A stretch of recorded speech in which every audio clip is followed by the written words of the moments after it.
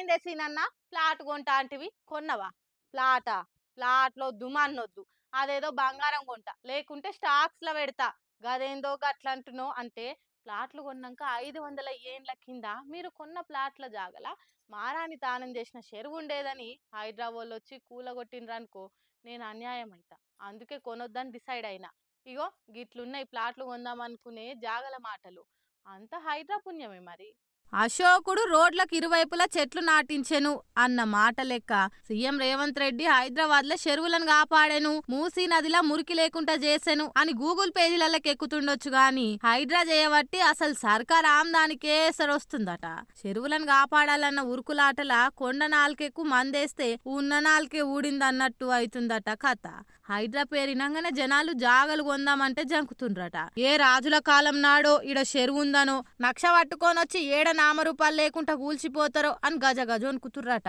దాంతోటి ప్లాట్లకు భయాన పెట్టినోళ్ళు కూడా భయపడుతుండ్రట కొనాలనా వద్దా అని వెనక ముందు అవుతుండ్రట ఇక ప్లాట్లు ఇండ్లు కొనేటోళ్ళు తగ్గిపోయి అటు రిజిస్ట్రేషన్ కూడా తగ్గిందట దాంతోటి ఆమ్దాని కూడా బాగానే పడిపోతుందట ఒక్క సెప్టెంబర్ నెలలనే 30% తగ్గిందట ఆమ్దాని నిరుడు సెప్టెంబర్ లక్ష లావాదేవీలు కలిపి 955 కోట్ల ఆమ్దాని వస్తాయి ఈ ఏడాది సెప్టెంబర్ లో వచ్చిన 80,000 లావాదేవీలలా 650 కోట్ల ఆమ్దానే వచ్చిందట నెరి 2 నెలల సంధి రిజిస్ట్రేషన్లు అయితే చాలా పడిపోయినాయట హైదరాబాద్తోటే జనాలు పైసలు తీసి ఫ్లాట్లు కొనేతందుకు వెనక ముందు అవుతుండని అంటున్నారు అంతా మరి సర్కార్ భరోసా కల్పించకపోతే రాష్ట్రంలో భూముల ధర మళ్ళా పాతాళంలోకి పడిపోవడు ఖాయమే